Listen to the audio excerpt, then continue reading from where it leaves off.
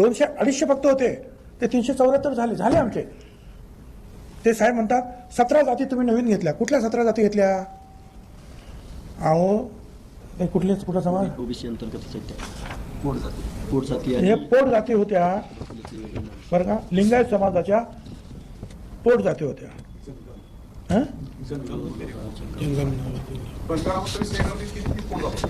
पोट जाती होत्या या लिंगायत परवाच्या दिवशी झालं 8 दिवसापूर्वी, त्या लिंगायत समाजाच्या होत्या, पोट जाती होत्या.